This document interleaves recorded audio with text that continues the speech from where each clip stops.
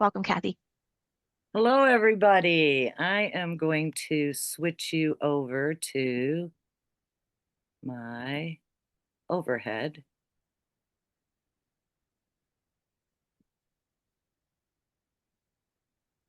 Okay, make this nice and big. There we go. Um, welcome. Gonna do today's focus really is on creating depth, volume, and realism in a floral. I chose this simple little rose uh, because even a beginner should be able to complete this. Now, here's one version of it with just a white background. And then doesn't it just look totally different with this soft rouge background in the background? So it's all about options. I switched some of the petals up a little bit too. This one's a little more advanced because I usually get all level um, pencil art people. The difference in this one is, see, in this one, I didn't also have the shadow on both sides of it. So it was just to, for those that draw a lot, I like to give you a little something more to work with as well. But it looks great this way as well. One of the visuals that you have already in that PDF I gave you, besides it has so much theory in it, is it actually shows you once it's blended out in the first value, that much of the rose should have it. The middle value, that much should have it. And the third value, this much. You notice the red areas get smaller and smaller. That's because you always need to have some of the previous values still showing in order to still have three values. This one also gives you where your line work should be, and these red areas are where your highlight areas should be. So, especially beginners, sometimes people like to start and then it's just like I feel like I'm falling behind while I'm working. I can't see what she's doing. This visual is going to be here for you to be able to totally create it this way. We're actually going to be creating it this way, but I have new step-by-steps that I did at the 11th hour that in your follow-up email tomorrow, you're going to have all of those as well. And it really, really goes into detail. I show you exactly where to put the pigment and exactly what it should look like in every stage once it's blended out. So again, don't worry if you fall behind. Some of you might even choose to just watch it, which is totally fine. One of the first mistakes people make when they're starting to draw is they think they need to accomplish more in the first step than is necessary. Okay, first you got to get dressed, then you accessorize. And here's an example of showing you. This is all you really want to create in the first step. We are giving that base color and our highlight areas. Notice then we get to the second value. That's when we start seeing more volume and dimension. And the third, you notice it's just tiny additional darks. So it's a slow moving process, guys, okay? Some things you need to remember. First of all, the reason I gave you tracing paper is, first of all, if you wanted to trace your design, you guys had the actual size we're working on, but even a smaller one, I did that for you. And you could even make this larger if you so chose, okay? So the tracing paper could be used to actually trace your design. And then when you're going to put it on your paper, you either want a light box or you can just put the pattern on a window, put your paper on top of it. The light is going to show it through. So this is what it's supposed to look like. And you want the lines as light as possible. So before I begin this, I'm actually going to even lighten them a little bit more with my gum eraser.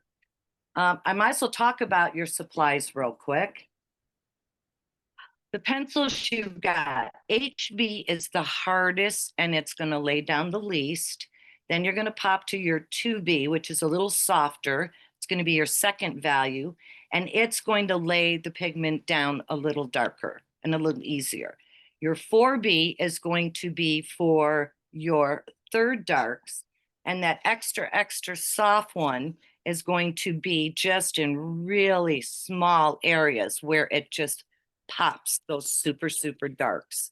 And you can just see it's little places like this. You just pop it in a few spots to really, really pop that dimension, okay?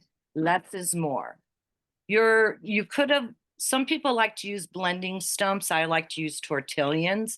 A blending stump not only will move the pigment when you're blending it, but it tends to lighten a little bit. It absorbs a little bit. It's more absorbent than the paper, okay?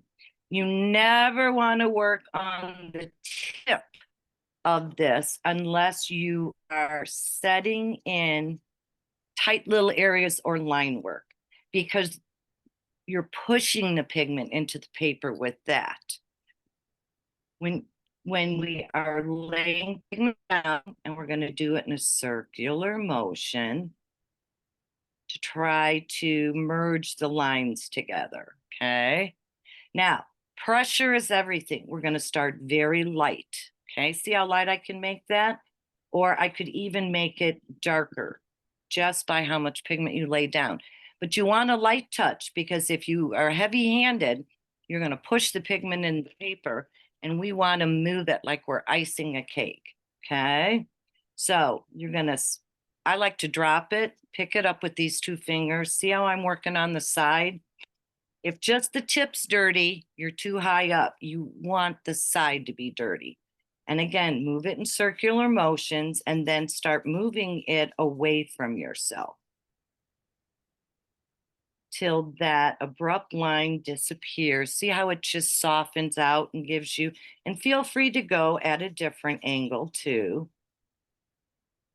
The objective is to have that line disappear and give you additional values where it just softens out to nothing. Can you see?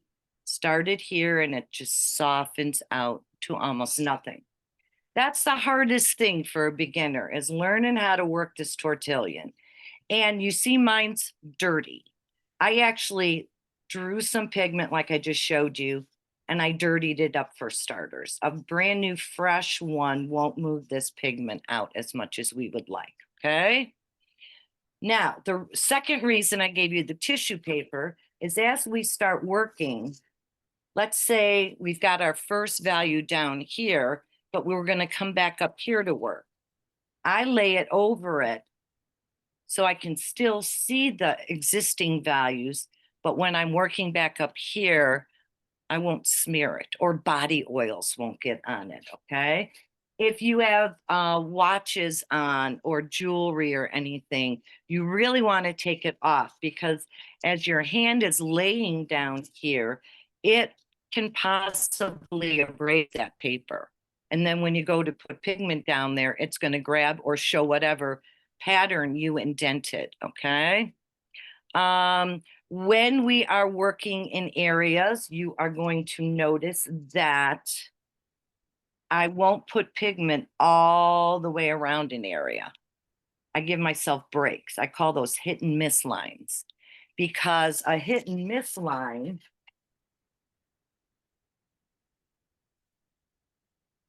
first of all, see how it looks darker there, and as it goes up, it gets lighter. Because as I was blending it, the dirt in the tortillion carried it into the areas that I left breaks. And it gives you several values on the outer edge. See how it's darker here and lighter there? If it was all the same value all the way around, it flattens an object.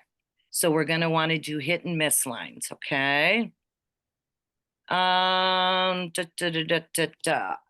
think that is good for starters. So I am going to pull out step one and show you guys how we're going to get rolling on that. We're going to be using the HB pencil. Remember, your hardest one is going to give you the lightest amount of pigment. Okay. I also had you have a mop brush because if we're erasing at any point in time, if you erase like this, you have the tendency to possibly embed it or smear it, whereas a soft camel hair brush is going to just effortlessly remove it. Okay. We're going to start out with our gum eraser. And the reason you have a second piece of paper is practice or whatever. Okay. So here are my lines. And you're going to see I'm going to take my gum eraser that I love and just sort of run it across the lines to lighten them up. You only need them as dark as you need them to be able to see them. Okay.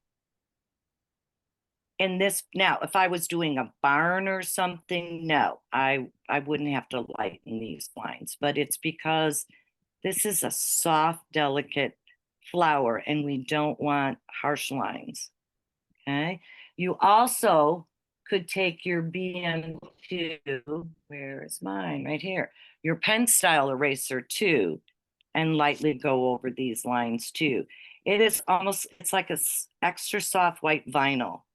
And it is very, very delicate. Paper has sizing on it. And if you use something too harsh on it, you can alter the amount of sizing. You know, the whole thing won't have the same amount of sizing. And that can make a difference. Once you have penetrated that top layer, you've compromised the integrity of it. And it's going to grab differently. So you can see this is a lot lighter now. Okay.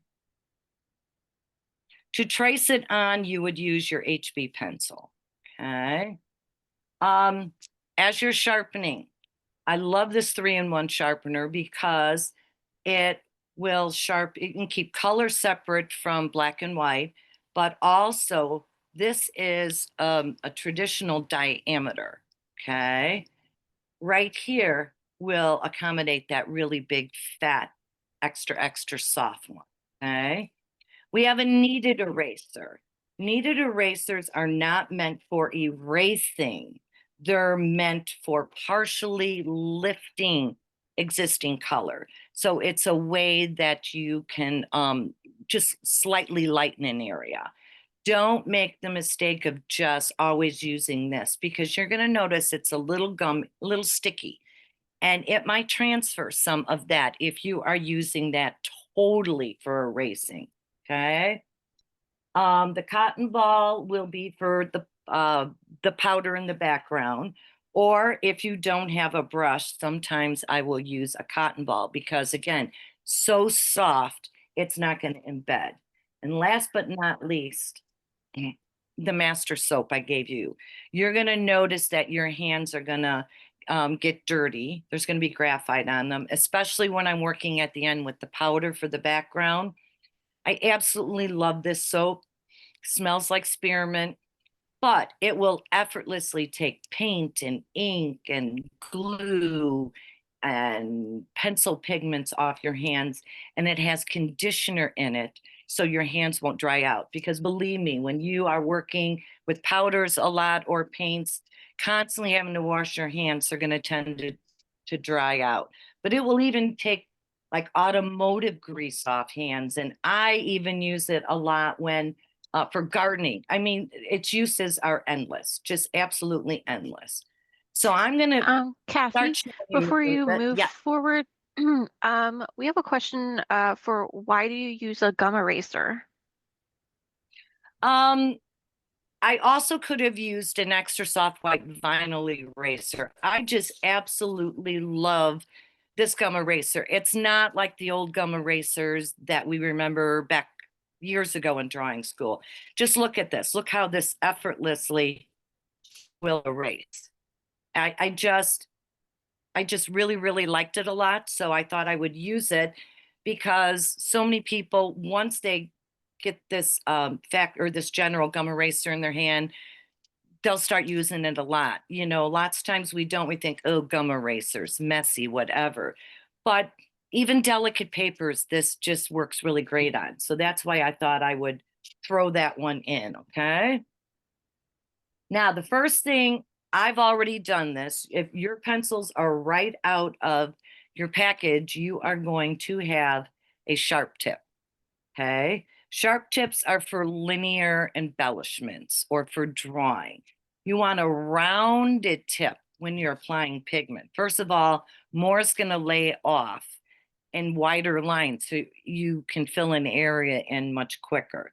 Remember, I said you're going to do circular motions, and I'm going to show you. Look at this little bit of pigment, how far it's going to move when I blend it out.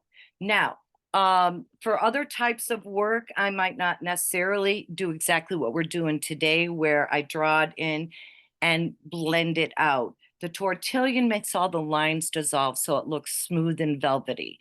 We're doing that because this is a flower. You know, sometimes you're filling in and literally it's time consuming. And I usually go further back on my pencil and you just cross hatch a lot. And that's another way to fill in. Now, when you want the lines to disappear, this comes with practice. Do you see how I'm lightening up on it more? Okay. You can get it to just soften off to nothing. But it's labor intensive, and I tend to use this technique more with uh, textured elements, if that makes sense. Because look, now that I'm putting the tortillon on it, see how and the circular motion tends to blend the lines better. Going just back and forth, you're still going to see a little bit of those lines, but see the difference in how this looks textured and this doesn't, okay? But here's that little bit. Remember, drop it, pick it up. I like to keep one side clean and one side dirty. I've already dirtied mine. You're going to have to dirty yours. Circular motions. And then I just start pulling it towards my hand. Do you see how far that grew from there all the way to there? So it's little bits. Look at how little pigment I have in areas, okay? So I'm gonna start. Let's do this. I want you to be able to see what I'm doing as well as the placement. There we go. Okay, so I'm gonna start just up in this top area. Remember, I've lightened my lines. I'm gonna put a little here, and I'm gonna put a little here, circular motions, and just a little here. So remember what I said about break lines, right? That's all I put in there. I like to turn my work. So I'm going to start my circular motions, bring it up. Now see how I'm bringing it out too? Turn it. Circular Sorry, Kathy, if I missed it. Was that the HB pencil you're using right now? Yes, HB Okay. is your first step. And the visual that you guys got goes into detail of the step-by-step instructions too. What we're trying to do is make it darkest on the outside. And as we move to the center, see how it got lighter, and then I have some of the white of the paper still showing. So look at how little I laid down. Now I'm going to do the first step all the way around. Feel free to just watch, or if you want to jump right in and do it as well, you can, right? So now I'm looking at this visual again, and I don't bring this all the way up to the edge, okay? I didn't bring this all the way to the edge. I didn't bring this all the way to the edge because we have to leave little bits of white in those areas, okay? So I'm starting it a little bit back. Watch me do this one too. And I'll show you, I'm going to walk it both directions, okay? So I'm going to walk it out. I want just my edge to stay light. Okay. And this is why we have a kneaded eraser. If it goes too far, or if you get it too dark, you can lift some pigment out. Okay. Now, see how I blended that? Now I'm going to flip it and I'm going to bring it up a little bit this way too. It has pigment there, but it's lighter.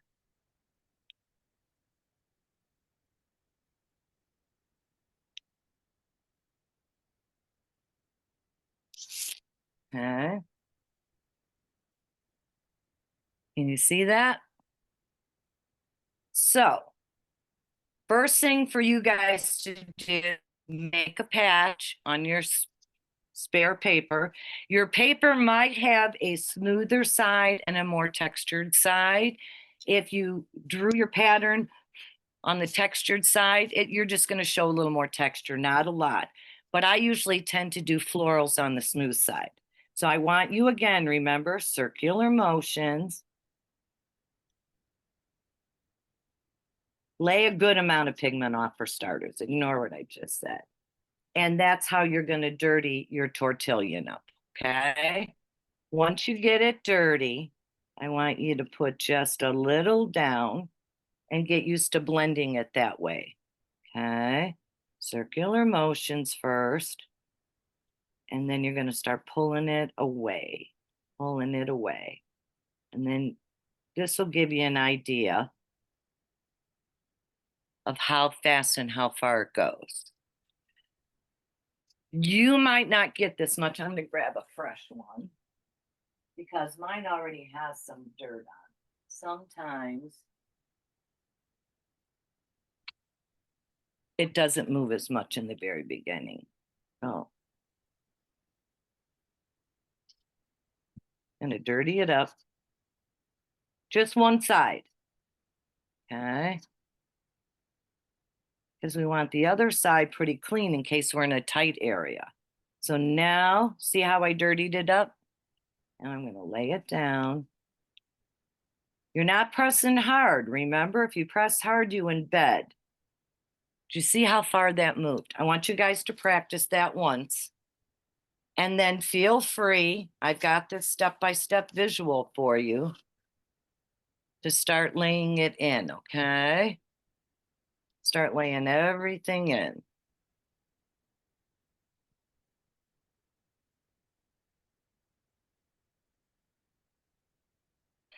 And remember, you're going to work with your HB pencil. Mine is too dark. I just realized I had my 2B. So I'm going to take my kneaded eraser and I'm going to get some of that out. See how I just press down and lift up? See how much lighter that is now? Okay. And I think I can just, with my dirty, fill that back in. If not, I would get my HB pencil back out. Okay.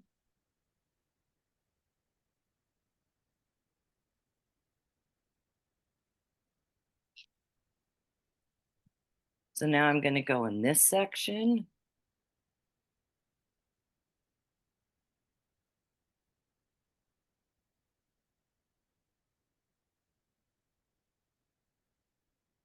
Start this in a little bit, like I said.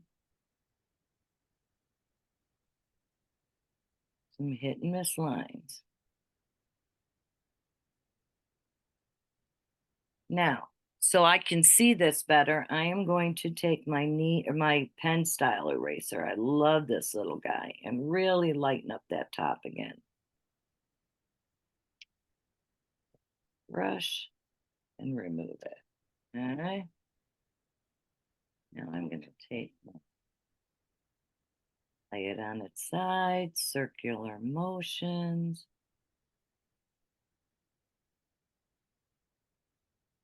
Pull it down and over.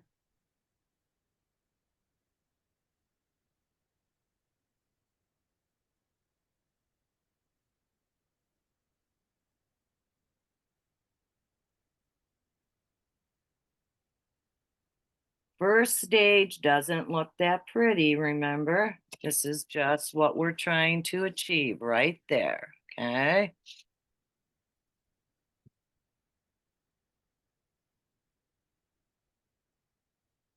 Spin your paper around.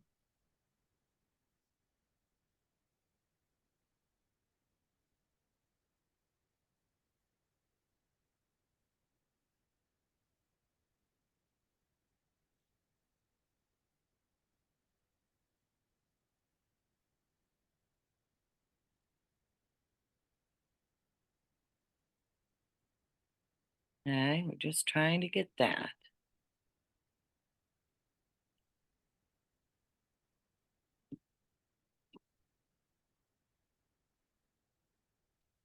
We're not doing the calyx right now. We're just doing the rosebud for starters until we at least get the second value in, okay? Remember on this one, I started it in, so now I'm going to bring it out. So it's going to be lighter there, slightly lighter. Okay.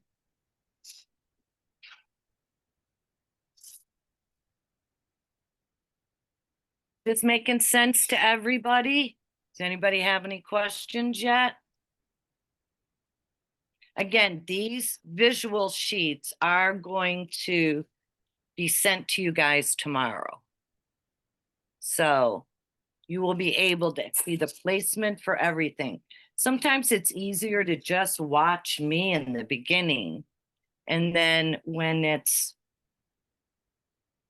you have more time to digest it or whatever, try it at home. Little tiny amounts here. Because we're wanting to preserve some of the white of the paper still.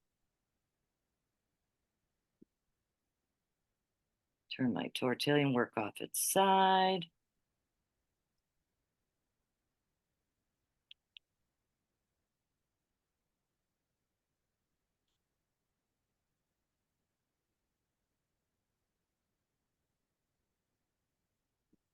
Flip it.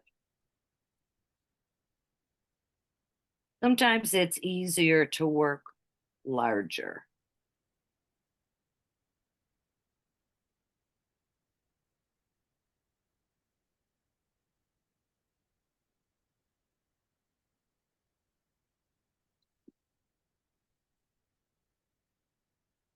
And that's going to look about like that. Pull it out so it's not so harsh of a line.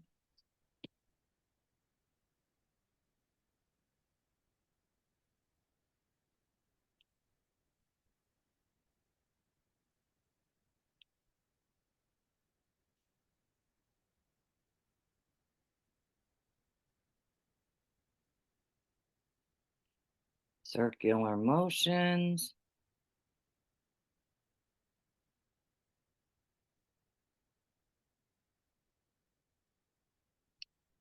Especially on this one, you notice I didn't go all the way to the end. That's how we can make that look really rounded. Because as we pull it back this way, as well as this way, it's going to be lighter there and darkest here.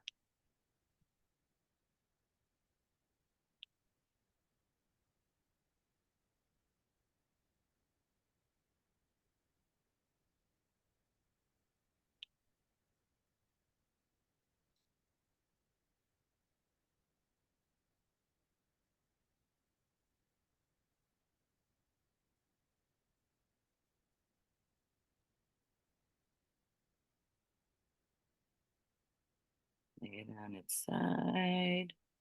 Like you're icing a cake, you're bringing it out. That's how you can create more than one value right off the bat. We're applying 3 values, but indirectly we are creating 5 values, if that makes sense, because it's growing. And as it grows, it gets lighter and lighter.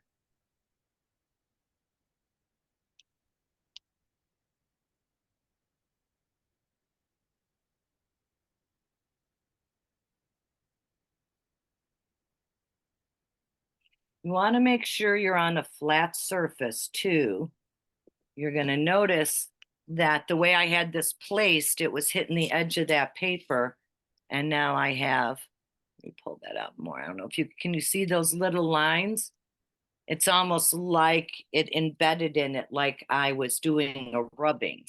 So you have to make sure you're on a smooth surface, okay? Kathy, I do have a question from Anne.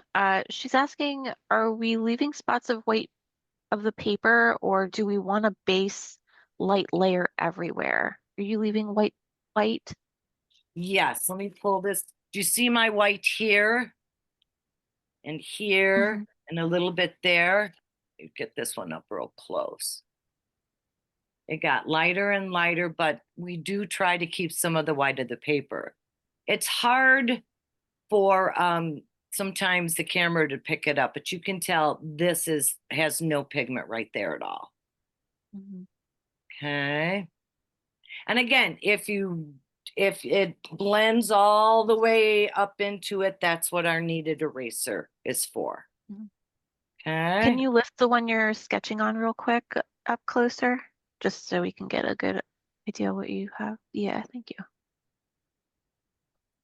And I'm actually drawing it a little darker than I normally would, so it will pick up on the camera for everybody. Okay, I want everyone to stop for a second and look at the screen. I started blending it. Remember, I didn't take this all the way to the end. Now I'm going to take it to the end. Just rubbing the edge of it. And you're going to see that it's going to create, it's lighter. It's lighter right there, okay? Now, for these, this is a fold, but we don't want the line that harsh.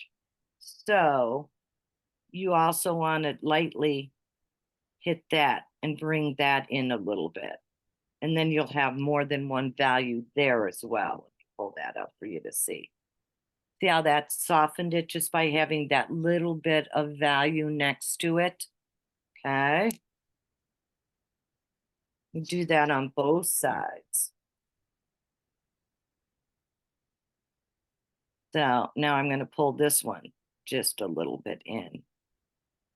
Because then we have, believe it or not, a dark, a medium, and a light, and a medium and a dark. That's just going to just raise it up a little bit more, okay?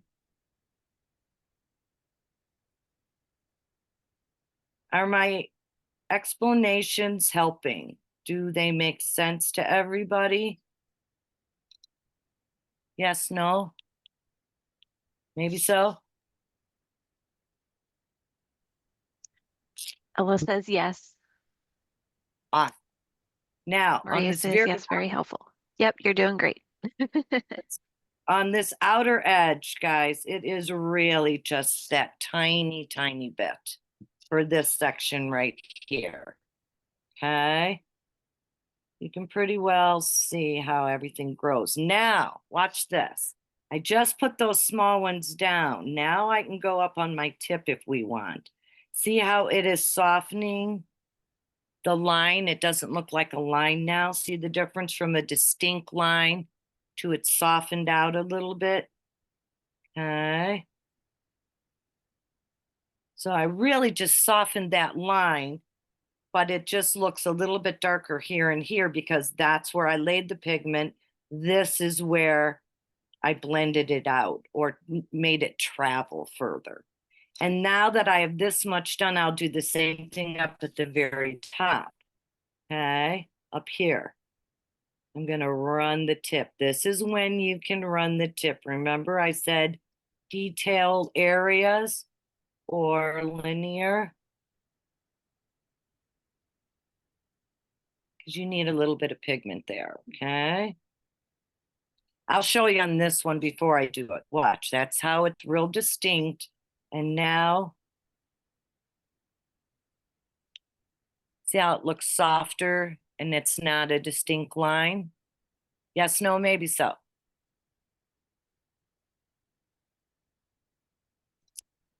I'll take that as a yes.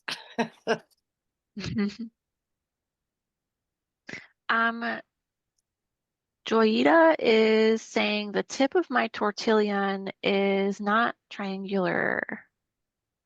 It's more rounded. Is it because it's new? Mm, I'm It not might have just sure. been rolled differently. However, I will tell you, if it starts getting round or flat, it's because you're pressing too hard. It's pushing it in. It is a super light touch.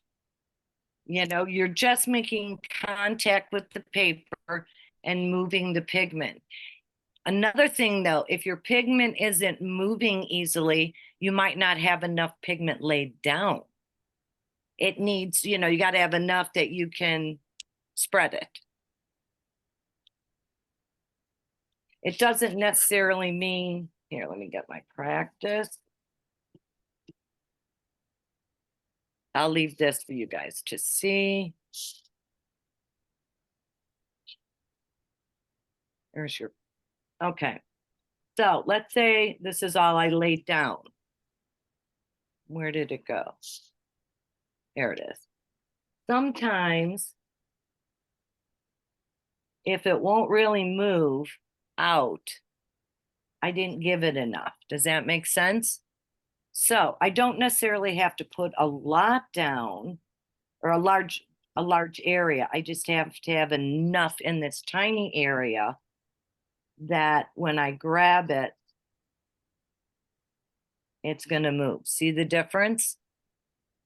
Circular motions. Now, I still have a line, so I can even bring that out a little bit more. I don't know if it's picking it up, but I have pigment all the way out to there. So do you see all the values that I created? Does that make sense? I'm really doing a lot of this for the beginners. Yeah, just a quick question too. Like if like Joyita, like maybe her tortillon isn't necessarily the correct shape. Is there any other substitute that she could use? Well, if it's not rounded, you're using this tip though, right? If you're laying it on its side, it shouldn't matter if it's not round. Okay. It's like for the line work at the top, maybe it's going to make a wider line. Okay. But you see, I'm not working with the tip at all. I'm working with the Mhm. side. Doesn't matter what shape the top is because I'm working totally. They're rolling all over the place.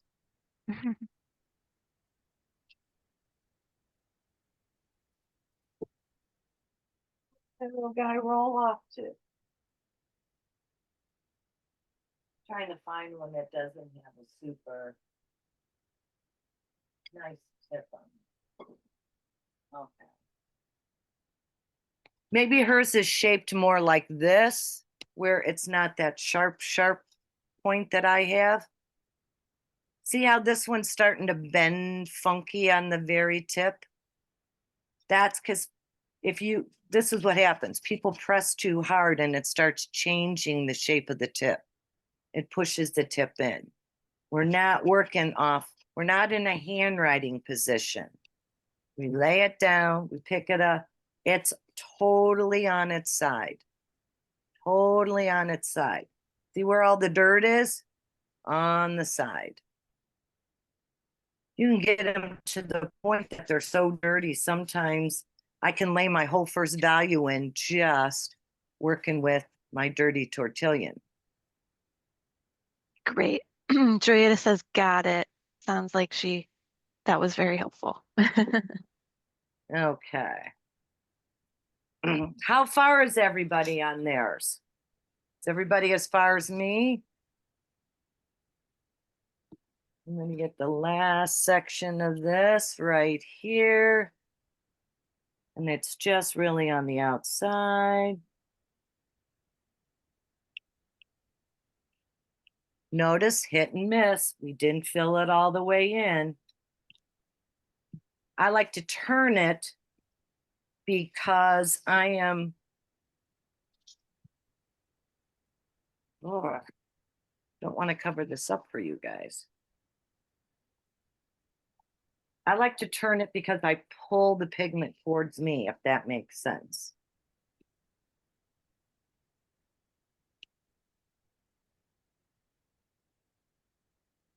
Trying to figure out, there we go. You can see both. Well, sir, remember, I'm not in a handwriting position. I'm holding it between these two fingers. And so it's on its side. And very lightly pulling the pigment out in circular motions.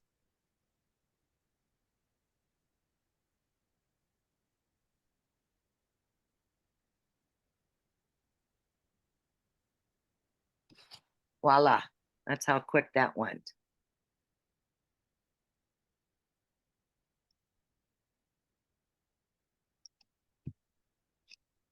You guys finding this easy to follow?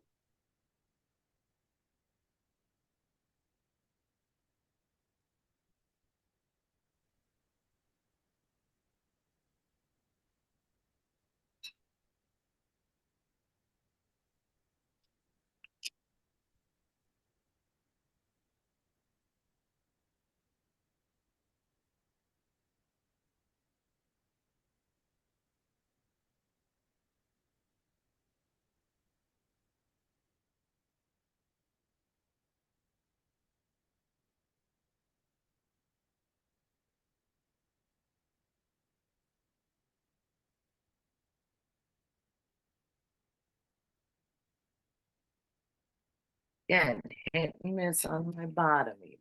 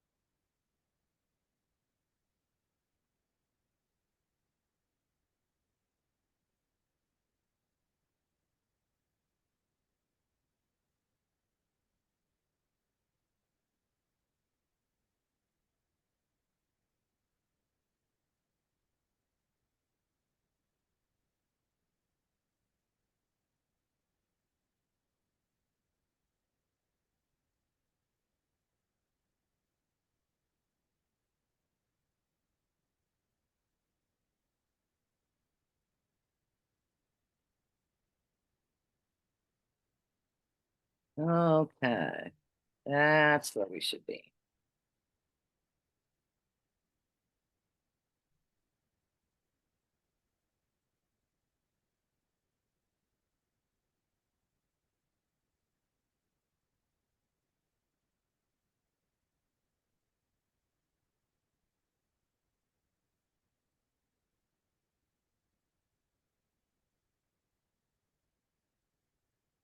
Well, everyone's working a little bit more.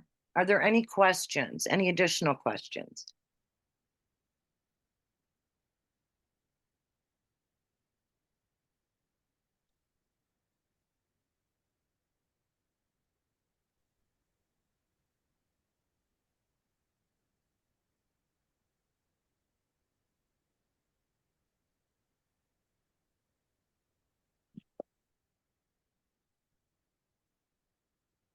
There was just one. There was just one that I see from Karen. She's looking at the reference, your tutorial, and she asked in diagram 1, should graphite be where the pink tone is? Okay, tell her to go off this one, not this one. Gotcha. Okay, this was, yes. It was basically to show you the majority of the flowers done with the first value. The second value is less. The third value is even less. And then this showed lines and this showed where all your highlights should be. See, this is where your highlights should be. See, I managed my highlight areas. But in case you didn't, in case it grew all the way, I gave you all these red areas where there should be highlights. Does that make sense, Karen?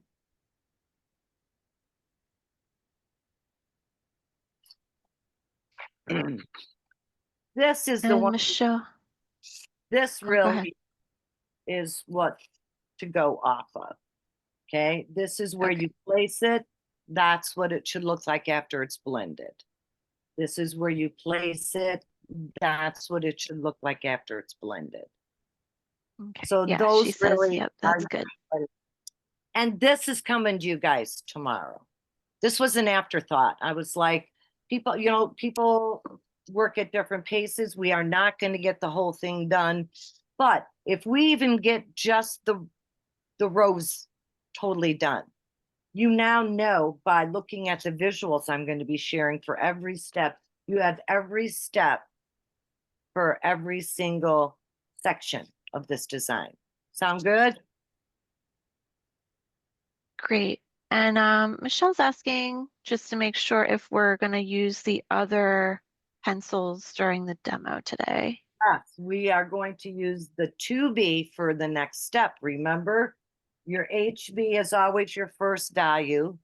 And then the 2B is going to be our next value. It's going to lay down a little darker. And then we're going to use the 4B for the darks.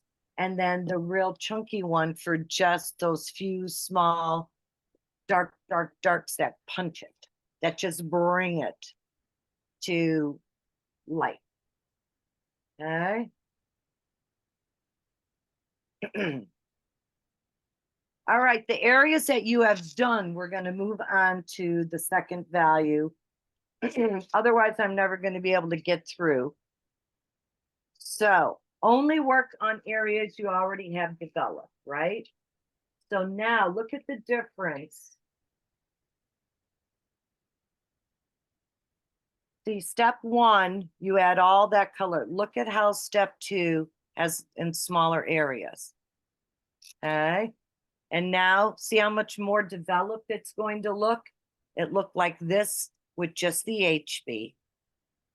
And it's going to look like this once we get the 2B. See, isn't just amazing the difference? And part of the reason is we established a minimum of 2 values in the first step because we left some of the white and then we put the HB down. But really, if you look closely, where we first laid it down, it's darker, then it gets a little lighter value, and then the white. So really, we established 3 values already. Now it's going to end up 5 values, okay? And we have to make sure that some of the previous value is still showing. Now you're going to want to make sure you use the 2B pencil. I'm going to show you the difference. That was your HB laid down. This is your 2B. See how it's a little darker?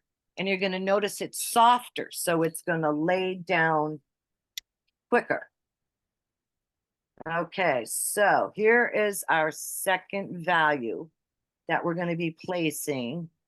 And I'm going to start right here. I'm just going to put a tiny bit there and a little bit down here. And just a little bit in there and a little bit in there. Okay, that's how little I'm putting down. And watch how this is going to grow for you and how much darker it is going to. Still circular motions. Look how much that popped more. Isn't that crazy? Now I got to spin mine. I want you to just watch me on this first one. Remember, I started here to bring it out. Now I'm moving it down a little and I'm moving it up. Same here, circular motions. I'm going to bring it all the way up to about there. Look how much more definition that gave it. And I'm going to move right here. Just a little bit. Watch, in the center. Okay. I'm not taking that all the way to the end. Circular. Pull up, pull down, pull out this way, and then you're going to spin it and pull out that way too. Can you see how just that little bit popped it more? Less is more. You can always come back and add more.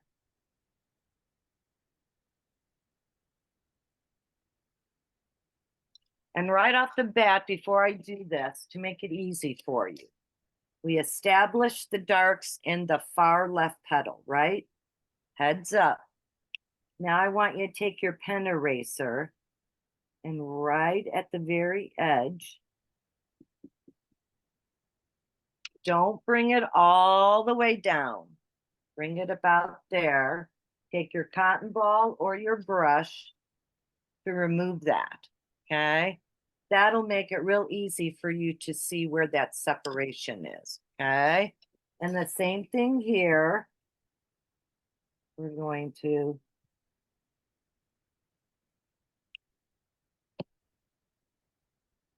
this is the separation on this one, okay? So now we're going to go back to the 2B. And I've got a little bit here too. So I'm going to circular motion to set it in. I have to spin it because see, that's too harsh of a line. I've got to soften that line right out. So I'm going to pull it towards me. Pull it towards me. See how it's softened that right out? Okay.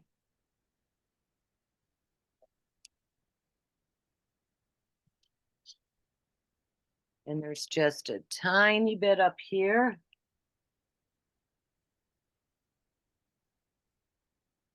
I do mean tiny. That's all I'm putting there. And a little bit right here. Because now with these little areas, we have to pull it up, down, and out, but still leave some of the first value showing. So less is more, okay? A little bit here too.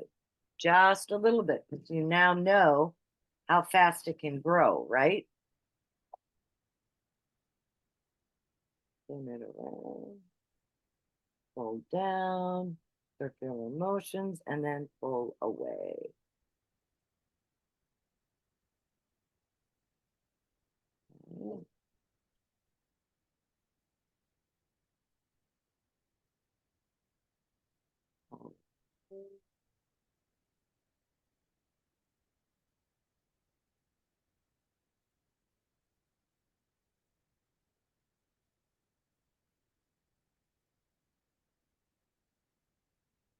And if you got this line, that's a little too obvious.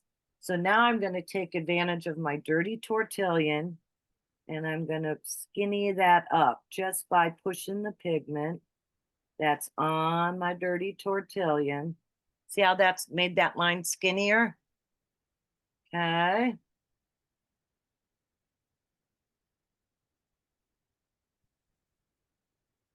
There you go. Now I look at this one and I was a little too light. So I'm gonna, remember I said less is more? I can come back and just add more of that same value until I get it where I want it.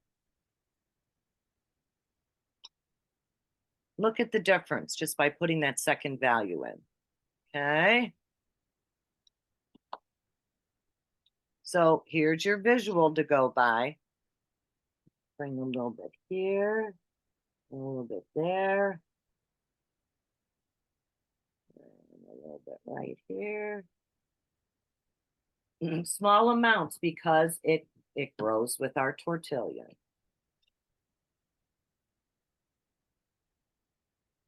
And so first I pull out all three, and then I'm going to fill in the blanks. And what I mean by that is this. Now I'm going to show you. Everybody watch. I'm going to bring it down. See, it makes it slightly darker than the previous area, but we have to join them with different values. Otherwise, your eye just goes boom, boom, boom. So now I'm just using that dirty tortillon. See how that joined them and softened it a little bit? Yes, no, maybe so. It's all about the theory.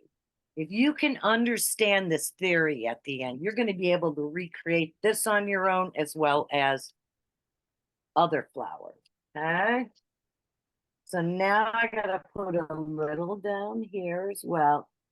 Aren't you surprised at how much the pigment starts growing? Yes, no, maybe so. Let's get some comments.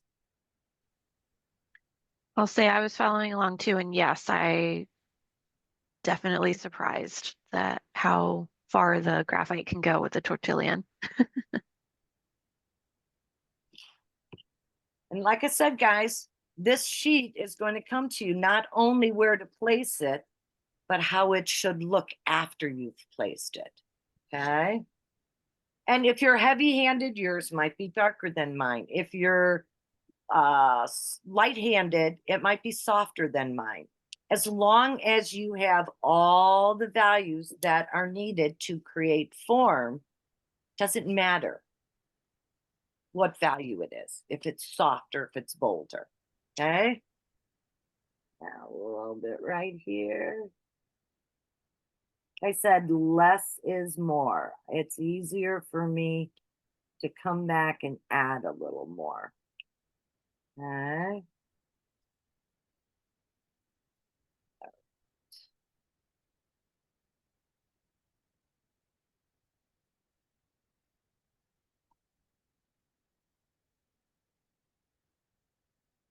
Yeah, I got to flip to move it away. We all just have our own little quirks.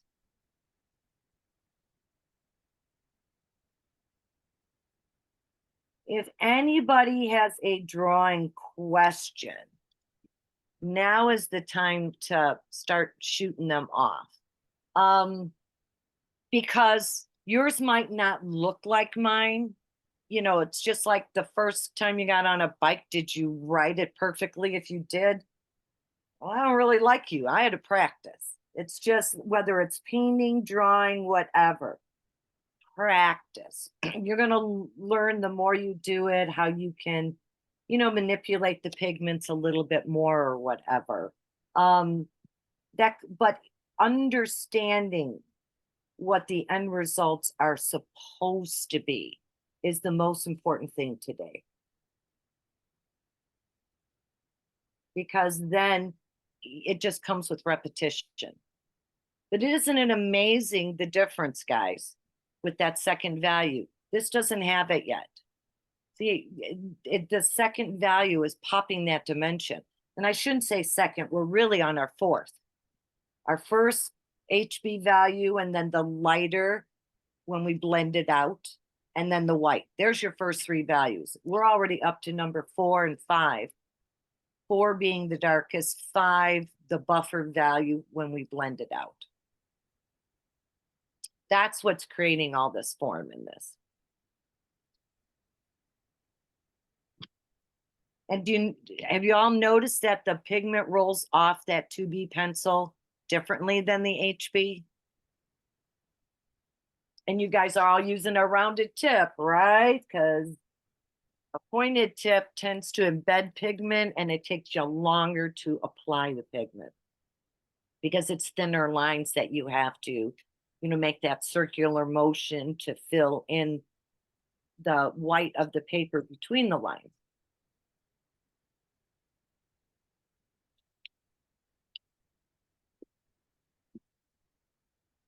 All right, I'm getting my last little section.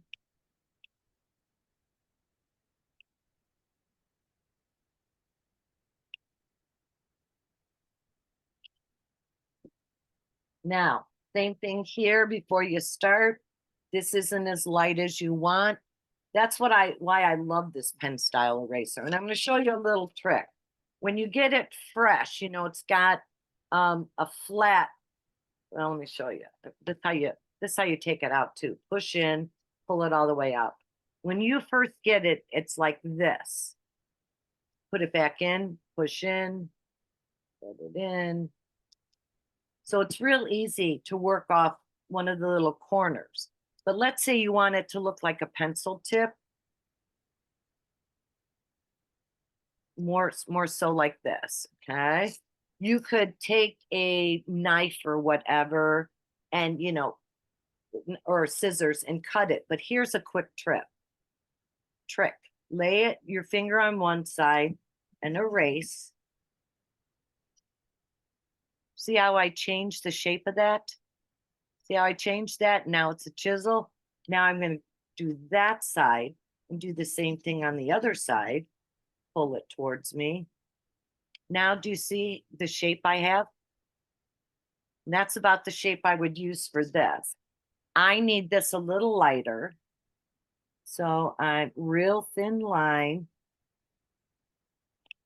And I'm not doing a lot of pressure. And then I can see how much lighter that is. I don't want this as light as this. I used more pressure to remove all the pigment there. And I didn't do as much pressure here because see how this line isn't as bright as this line? That's another trick for you guys too. This is the foremost area. Most light is going to hit it, even though it's rounded. As you get further back in that sphere, the light isn't as bright as the high point. This is the high point, okay? Little tips and tricks for you guys. Okay, I'm gonna blend this one out. Give you guys this visual to look at.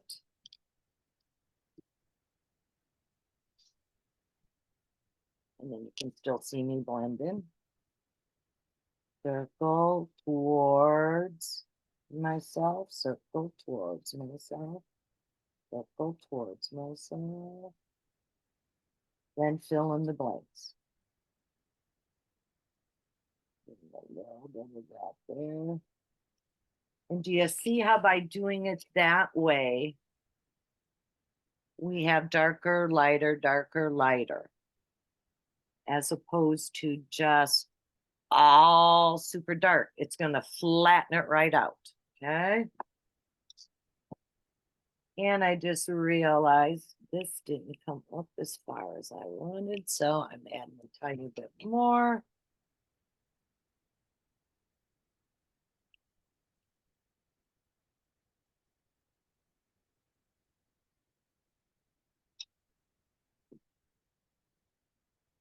There you go.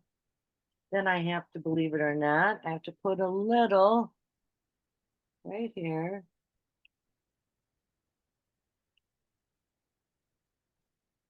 A little here.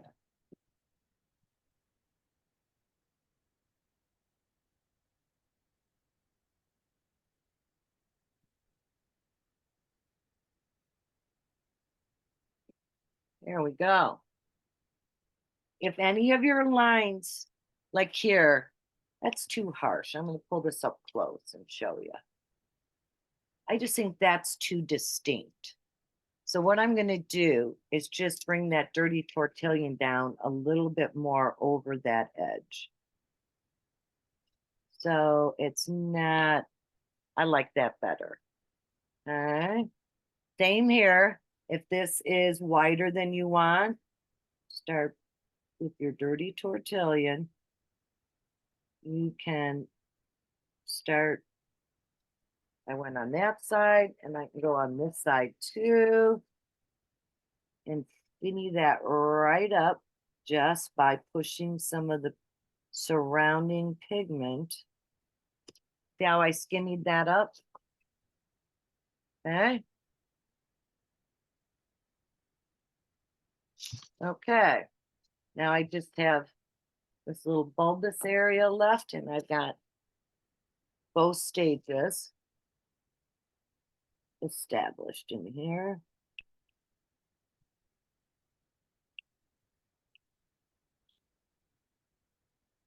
This is another one where I don't take it all the way to the bottom. I'm going to blend the pigment out to the left, out to the right, up and down. Okay. Circle motions. Start bringing it out that way. Flip it. Sorry. This way. Bring it up.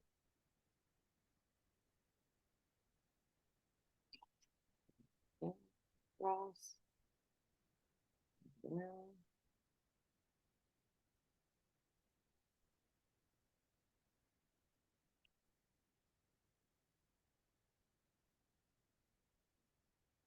Flip it.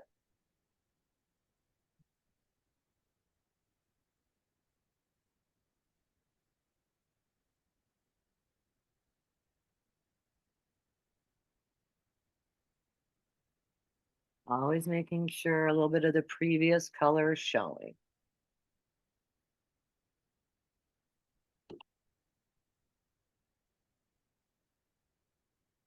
If I get it too dark, remember, you can take your kneaded and just pinch it into whatever shape you want. Let's say, and then if I want to lighten this a little,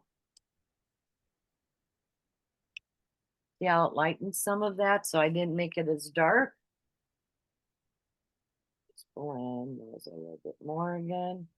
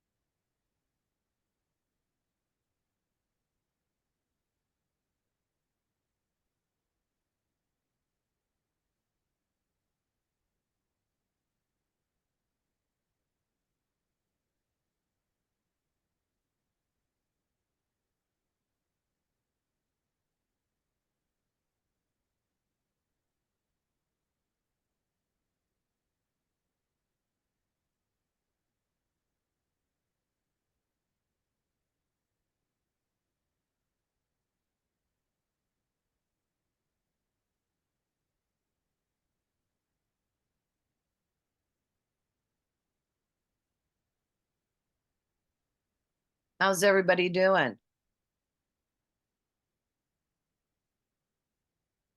Are you having success? Can I see some thumbs up or yes or no's or?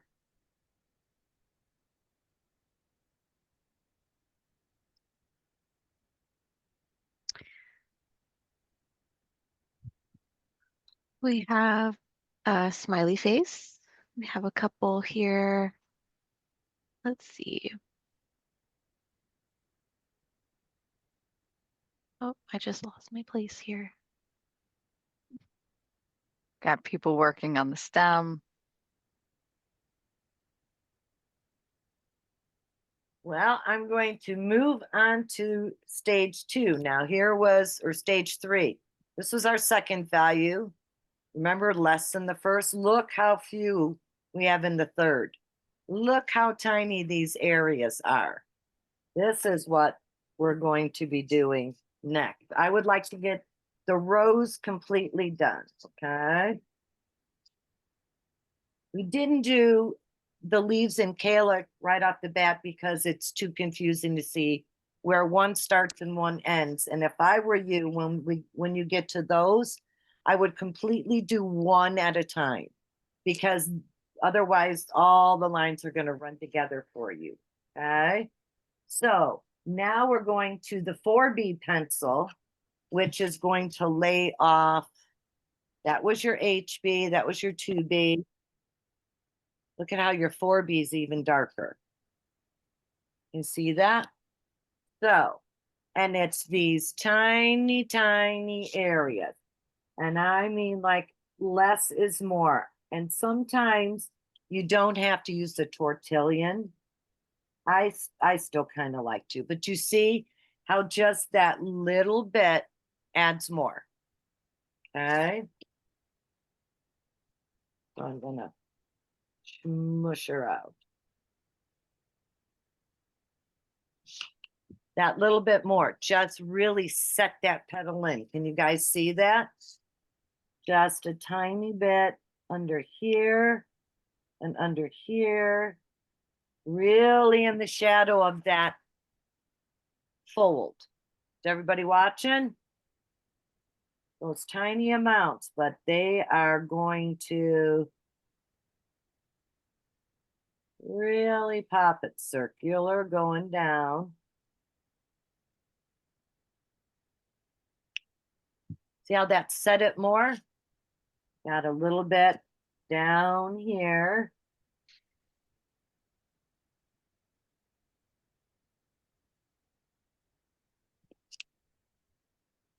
That's an example of I really didn't need to blend that. Those lines just softened out, but they are still a little more texture. And see, then we start doing little things like this, you know, maybe tightening that line up, pull that up a little bit. Now, I really didn't have any on the outer edge. I did not need it there, okay? We're gonna bring just a little bit here and down here.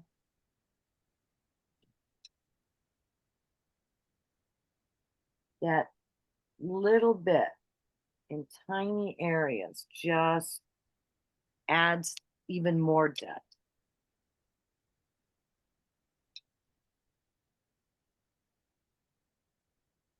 But I want you to notice this.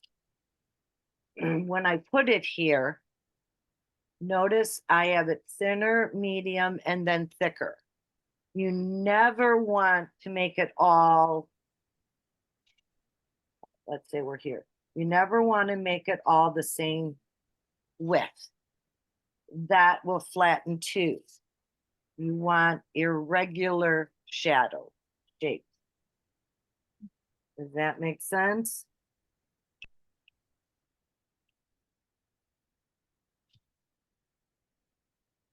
It just adds flavor. A little bit down there.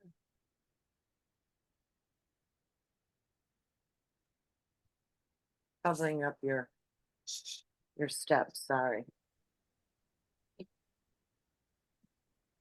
There we go.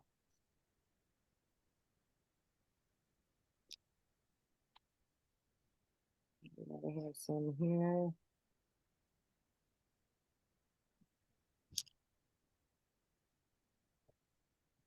Hey, want to come say hi to everybody?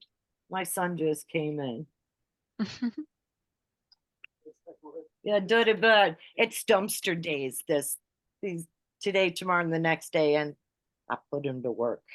3 dumpsters. It's like, what can we get rid of?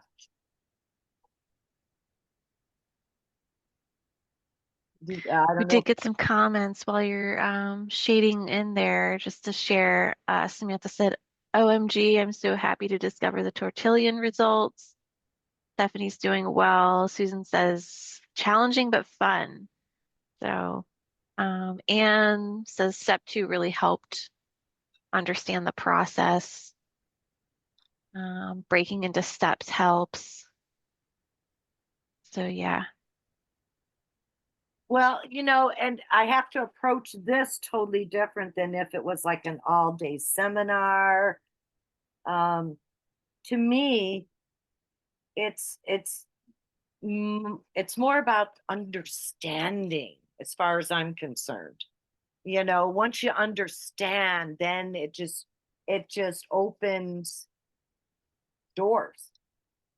Now, This is driving me nuts. This does not slow down. It just, or not slow down. You go light all the way down. This should not be as light right down here. So I might start with my HB because it's the lightest in case I don't like what I'm doing. And I'm going to take some of this away.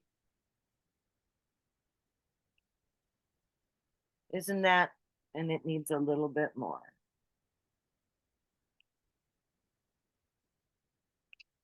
It's falling into place. Now I'm going to bring a little bit of the 2B there.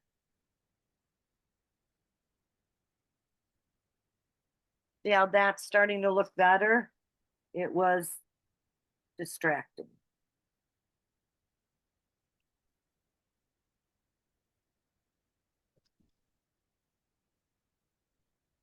I'm going to go back to my 4B here. I need a little bit of 4B here.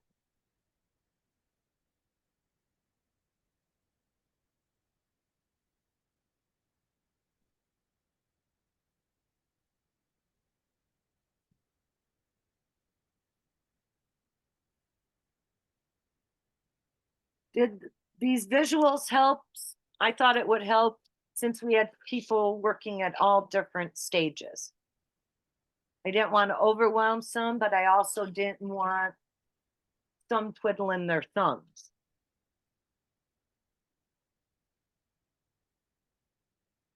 Are you leaving?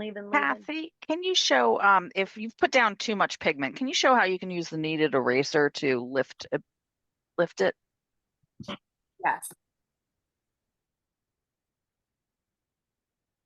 Okay, I have too much pigment down here, right? I turned it into the shape I want. A little pressure is going to lift that much. A little more pressure is going to lift that much. A lot of pressure is going to lift that much. You don't want to go back and forth with this like this. Yes, it lifts it, but you're better off with your gum or this little guy for erasing because it doesn't have that tackiness to it. See, it's going to erase too. Okay. I love this kneaded because at one point in time, we didn't do it on this one, but on some flowers, I will create lines by erasing, not by drawing.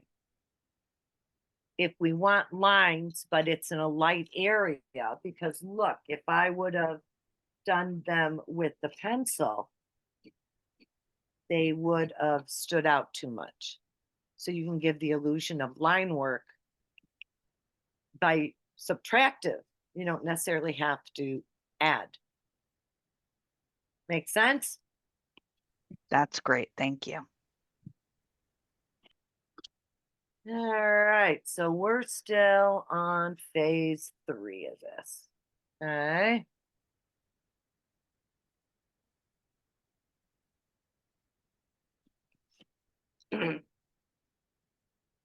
We can't really put the lines in yet until we finish the whole thing. Not lines, excuse me, the darks. Because we have to have all the elements in to see where we need those darks. Okay. But I'm going to show you. You have the visual now for the dark. 4th value. Little tiny amounts. Here and here. See how I got them there and there? And that tiny little bit there. You pop that. It's just a line even. They're so tiny, but they make a difference. But yours might be super light and it doesn't need it. And then the same thing with your lines. This is when you're going to sharpen your pencil. You want a nice sharp tip. Now, depending on the value behind it will determine, am I going to use an HB to draw my line? Am I going to use a 2B to draw my line? Am I going to use a 4B? It depends how light it is, okay? We're going to put lines here. You're going to put some there, and you're going to put them here. Notice they are different lengths, and they follow the curve of the petal. They're not just straight, okay? This is optional too if you want to put some small lines in your stem. They got to be hit and miss in different lengths and different widths. You notice this one is darker than this one. You got to mix them up. If they're all done with the same pencil and the same value, it's just going to look like mark, mark, mark, mark, mark, mark. You have to create different values in your marks. See how that's darker and that's softer? That makes sense to everybody. Can I hear some yeses or nos?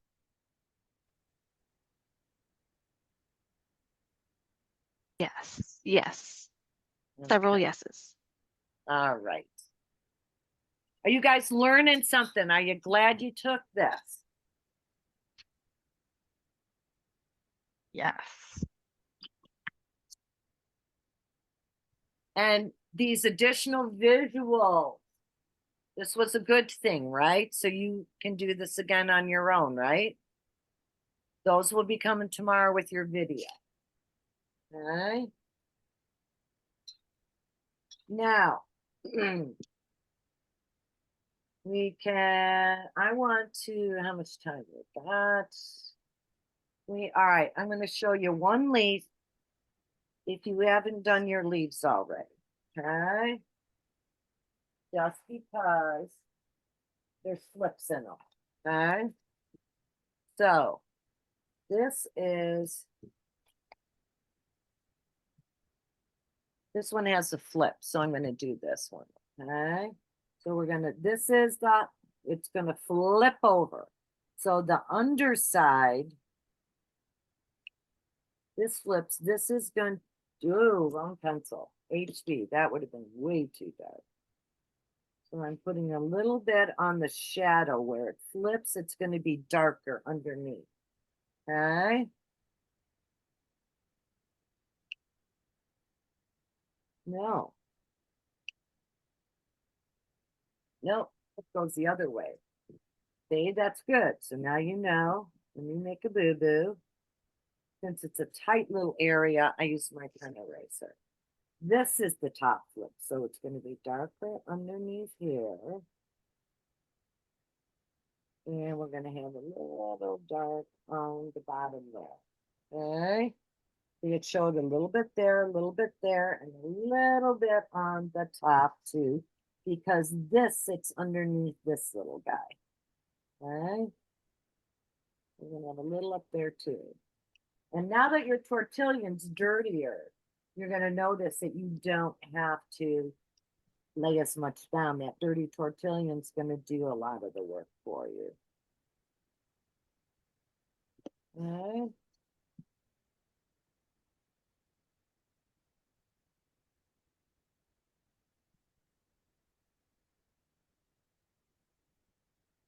So on the tip now, you're allowed to soften the rest of it. Okay. That's your first step. Then for your second step, you're just going to be able to look at these, your 2B, and then now it's even a smaller section up here.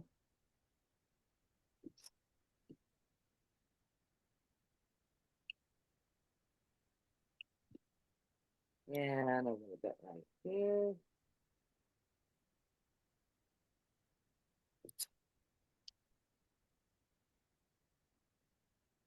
It's where it gets a little tricky because remember you have to have some of that previous layer still showing too. Okay. And then just a little there, just a tiny bit.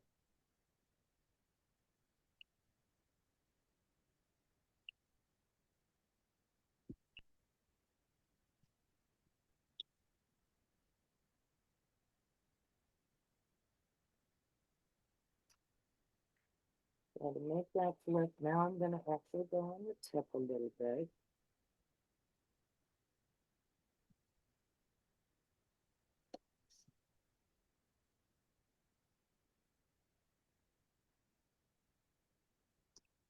And then the third, because this is so tiny, I don't even know. Oh, yep, I did. So there's step 1 and 2. Let's pull this one a little bit.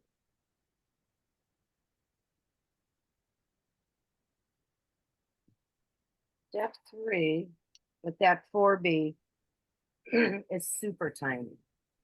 Just super tiny.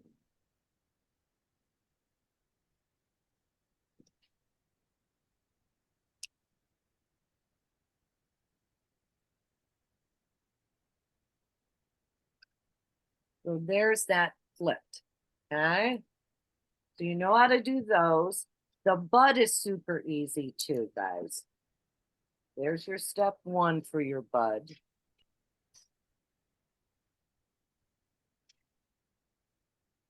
With your HB. Should be pretty explanatory now.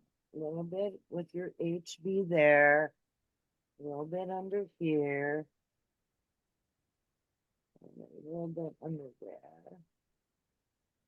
Just barely on the edge there.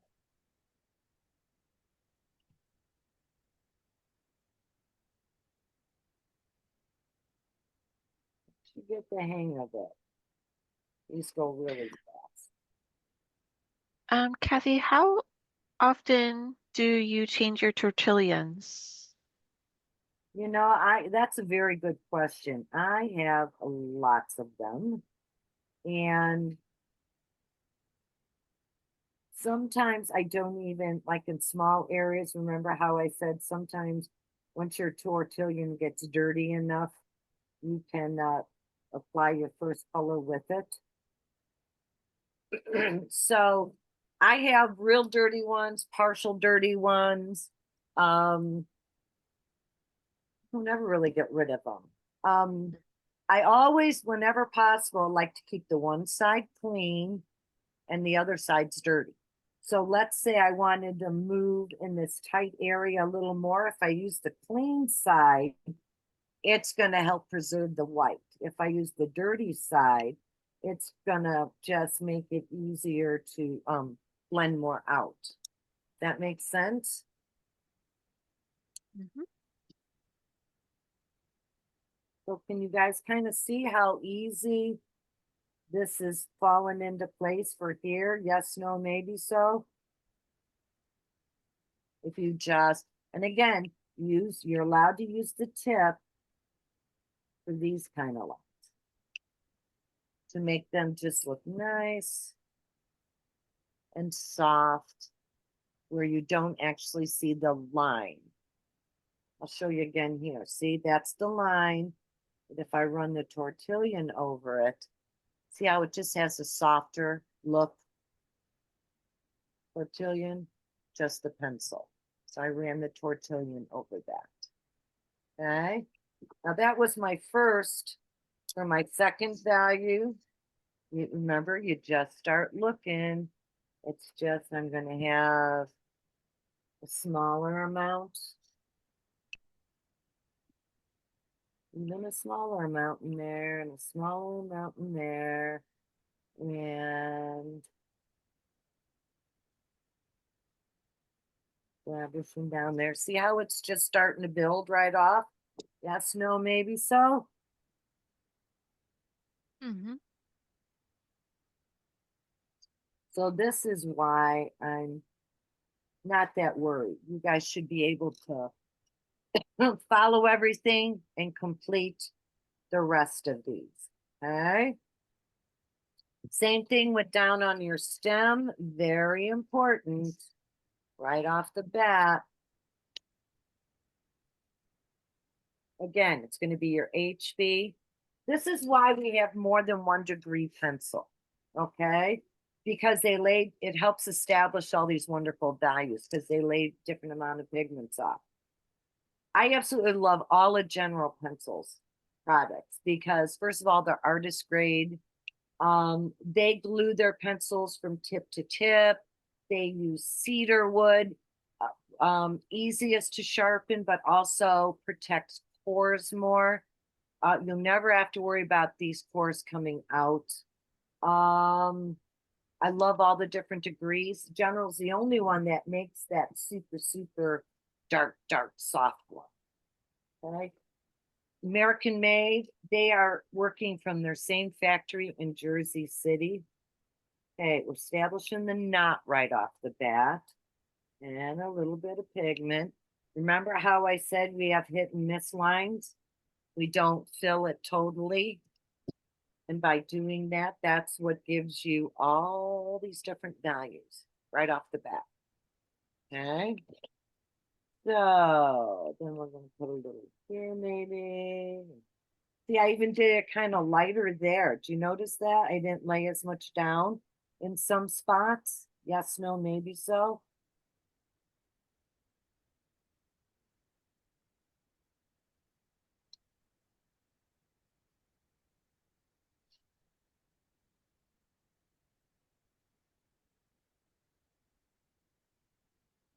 That's about what I do for starters. Okay.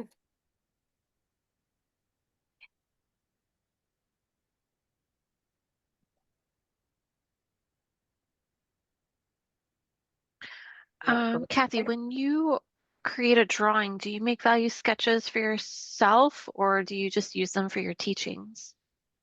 For my teaching. Because especially a Zoom, I don't, or a beginner class where it's just good visualization tools. You know what I mean? I've done this enough that I know right off the bat where I can look at an object and remember how I said, like it's round, okay? The light is the brightest here. And as you move,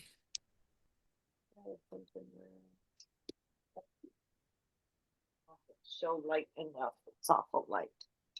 Okay, can you see it's brighter here? And then it gets a little darker and a little darker. And as we go back, can you see how this is lighter? There's less light. If I were to turn it a different way, you're going to see the light. This is my light source. It's coming from the top. So it's the lightest. See how this is in shadow?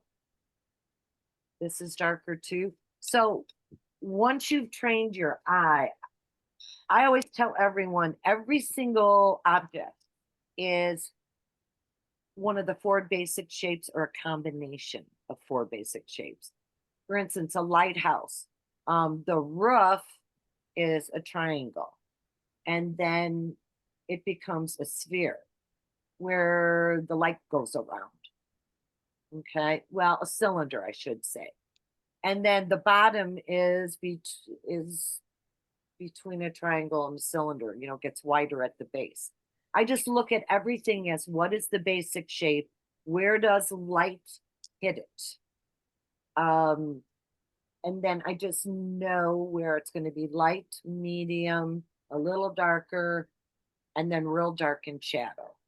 So I just, with, you know, something like a flower where there's several petals, it just made sense to give you guys these great little visuals. Does that make sense? Yep. Okay, Thank you. getting back to this again.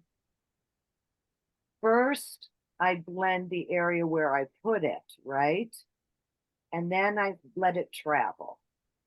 And that's how I get all those different values. Does that make sense? I'm still on the side of it. Okay. If it doesn't travel as much as I want it to, then when I come back and add a little bit more, okay, I'm just sort of establishing the shape in the first step. Working the motion, pulling it out. Yeah, I've gotten more than one value right off the bat. And we try to keep the center the lightest because I did it in a good tortilla.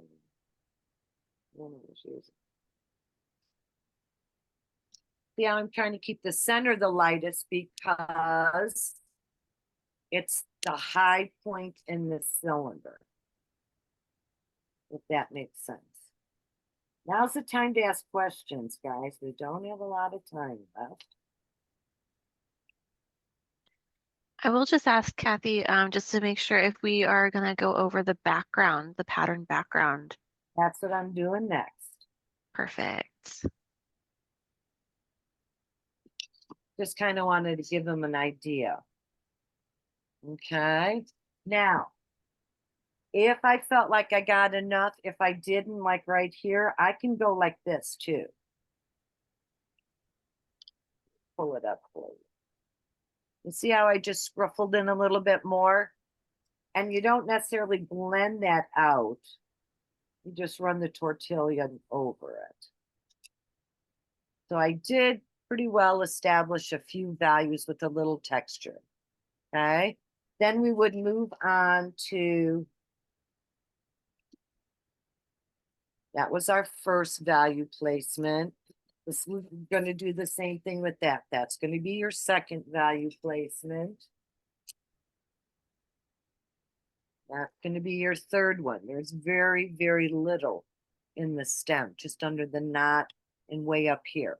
So you have all these visuals to work with, okay? So in the last 15 minutes, while I'm getting the background stuff out, I want, if we got any questions, throw them at me, guys. Otherwise, I can't thank you enough for doing this. They also told me to tell you guys this way.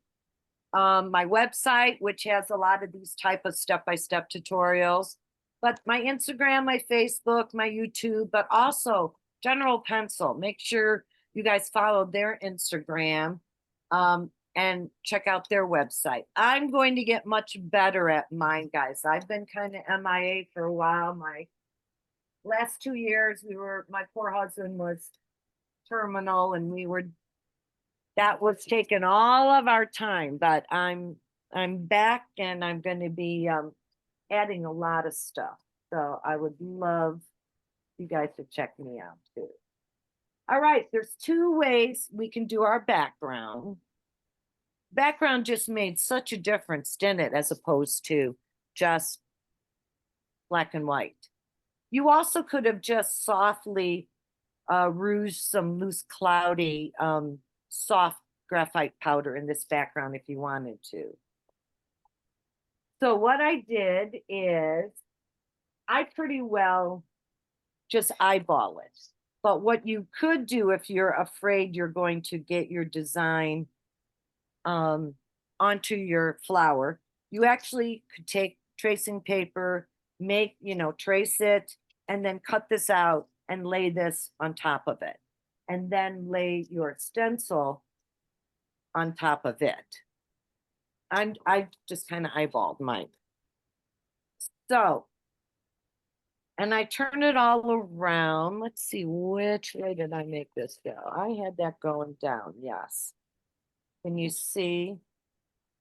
I had that kind of there, so I would place that about here. Now, the secret is I have several brushes, okay? The shape and the amount of hairs, the denser the brush is, the darker the pigment's going to be on it, okay? So what I do before I never just start right off the bat. This was my cheat sheet. So I knew the values I wanted to use, the type it was. Can you guys see how I made a cheat sheet on my tracing paper? And then before I ever even made my design, I tried different design patterns on tracing paper to see, and I ended up liking it looking like that. That makes sense? Kathy, what is the stencil that you're using? It says it in that, you guys, that tutorial I gave you talks even about blending tools, the tortillon, the brushes, the difference in erasers. And then once you get past reading that material, it actually goes into the step-by-step of all the different steps that we did today. And under supplies, it tells you it's the Moroccan tile and vine. It's from RebeccaBear.com. But there are all kinds of different ones that you could use. Here's another one that might have been a cool design too. Because, you know, I could have just repeated this much of that design on it. There are lots of cool stencils out there. I just like Rebecca Bears a lot. I just love the delicate and intricate line work of hers. So I would always practice first before I would actually create on my finished project. I usually take a piece of foil and dump some of my powder onto the foil first, but I'll just take a piece of paper here. Again, this is when that soap's going to come in handy. So then I'm going to load it a little bit. And I always test it on another piece of paper. So, okay, now sort of rouge it. Okay, you're going to rouge. That made it darker and then lighter, not as much as I wanted. So I'm going to do it again. Really load it up. So here's going to be light. This is the trick, finding how much pigment's going to give you the value you want. Okay. I'm picking it up. And you don't want it super dark. You want to start the lightest value, like your HB pencil value, the first value you use. I will come back. Do you see some areas it's darker and then lighter? If I made it all the same value, it's not going to stay in the background. It's going to want to pull forward. So I'm going to sit this down and I'm going to just rouge.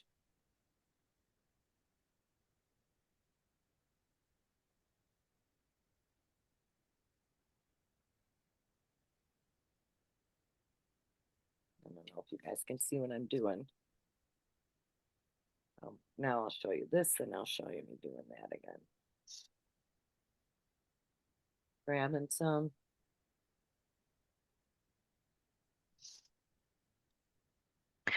You mind scooching your surface over? Yeah, perfect. Thank you. I moved it.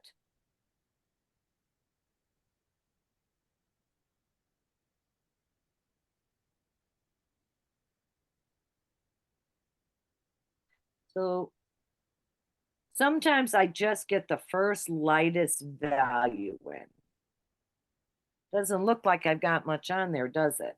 But wait, when I lift this. So now I'm going to lift. It didn't look like I had anything down, did it? Now I managed to get 3 values, but let's say I wanted more up here. Some people tape it. I just hang on to it. I could go just like that. Less is more. Then I pull it up again. See how that changed that?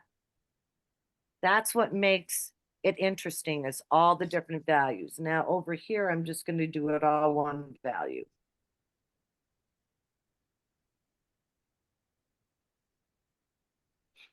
Not near as interesting, is it?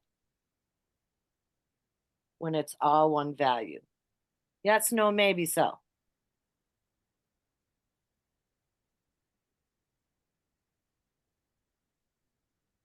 So now that I know, I could come back in and actually start it on this.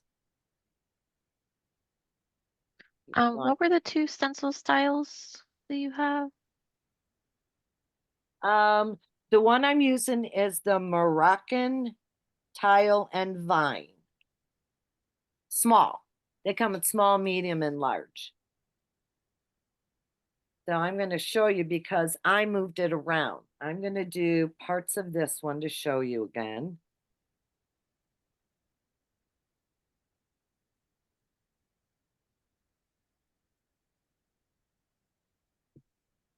And while you're doing that, we did have a question about how do you keep from smearing your drawing?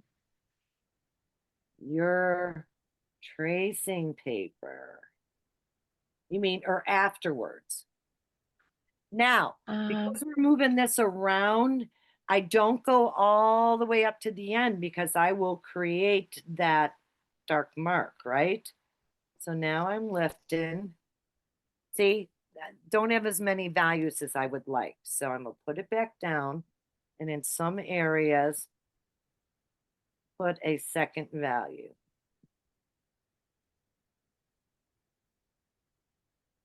Less is more.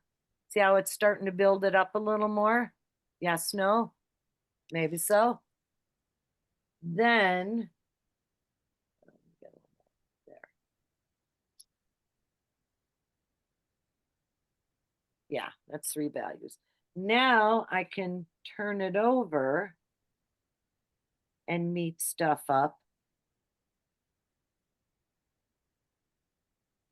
I want to do it there now. I think I want to do it. Oh, I guess I did. I'm going to meet them up about there. You see how I flipped it and met up this area right there? Yes, no?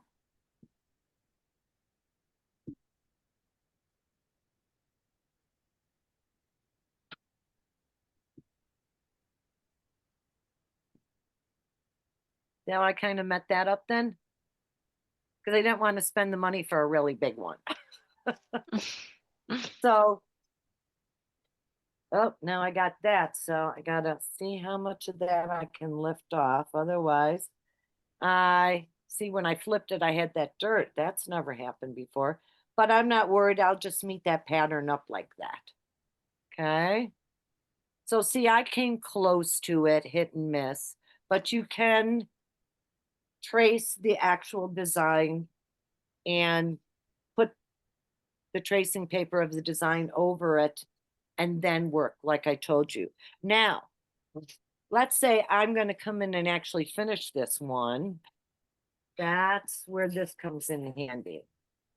I can lay this down and see none of this. I'm going to smear now because I'm protecting it with this. However, at the end with powders, you really do need to seal your work. And one way is with spray fixatives. But if you don't have spray fixative, here is a cool little trick. You go to the store and you just get tissue paper. Tissue paper from the dollar store. Or save any tissue paper anyone's given you a gift with. One side shiny. See the shine? This side is dull absorbent. I lay the dull absorbent side down. And then I take either a metal tablespoon or a soup spoon and I burnish. This one's grabbing. what this does, this one's grabbing that tissue. I don't know why, I've never had that happen before. I don't necessarily have to do this because we use the tortillon. The tortillon has pushed the excess pigment in. If you were just drawing with the pencil and not using a blending stump or tortillon, then you might want to burnish the whole thing. But what this is doing is pushing the pigment into the paper. And what the paper can't absorb, the tissue does. I don't know if you can see it. I can. There's loose pigment. And see, that won't smear now. Okay. Any other questions? Karen is asking, do you do something to this after you're done to keep it in place when framed? Well, yes. What I do is I mount it like on my backboard. I will do double stick tape around the edge, just, around the outer edge, position my paper on it, and then my mat. Now, if I am going to put it under glass and I've used a lot of powder, this is another thing I do, is I don't just use one mat, I use two mats. Because there's no way the glass is going to touch this paper then. And I also really liked the look of the double mat. I do this with pastels or charcoal a lot. You don't want the pigment lying on the glass surface. So, or you can get the little risers or the dimensional glue, not tabs, little square tabs that are a little dimensional that have sticky on both sides. You can put one on the corners under the glass, way at the top. And that's another way that the glass is raised up from your artwork.